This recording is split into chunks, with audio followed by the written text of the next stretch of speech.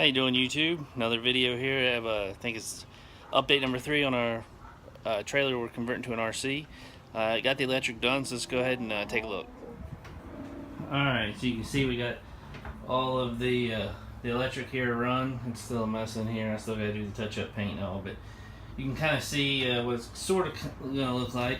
Now, before we get started, I am not an electrician. I do not pretend to be an electrician. In fact, I didn't know anything about electrical type work like this other than what's in a computer since, last week. So, yeah.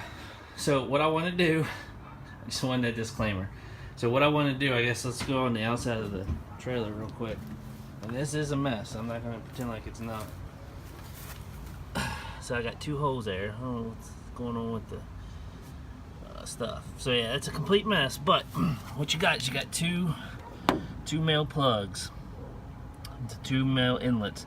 I drilled the holes too close together, and I got to touch up some automotive paint over here. So I had to jam them in there and then get them down nice and tight. There's nothing touching though on the back side. It goes into this little box, this little junction box.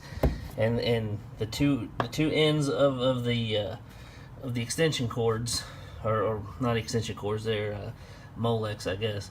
But anyway, they come out of there and they do a 90-degree up this pipe. They come up this pipe and go into the box. And I got the flex tubes on the top and bottom, so I still have to screw this down. Now, again, I am not a professional. I do not pretend to be a professional. Do not try this at home.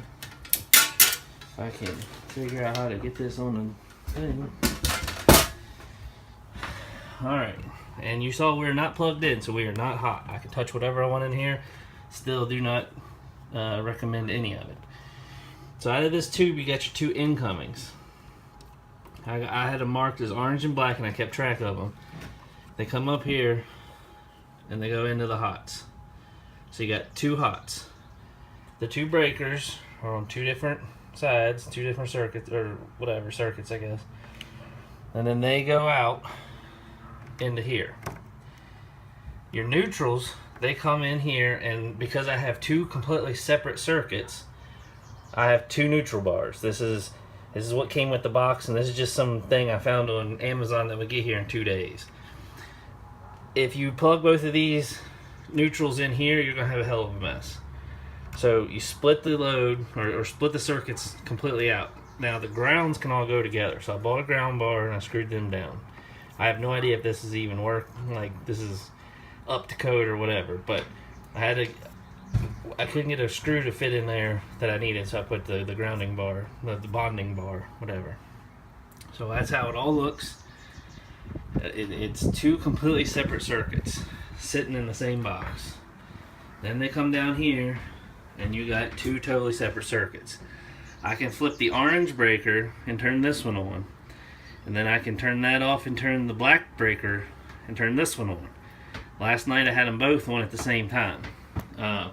If you do this kind of a setup when you get to the track or wherever you're going, ideally you have 2 completely separate circuits, and in that way you're spreading the load out and you're not going back to the same circuit, I guess, at the track. But we should pull 15 amps on each of them and not break anything. They're probably pushing 20 from the track, so hopefully this all works and we have some good times in here running and racing.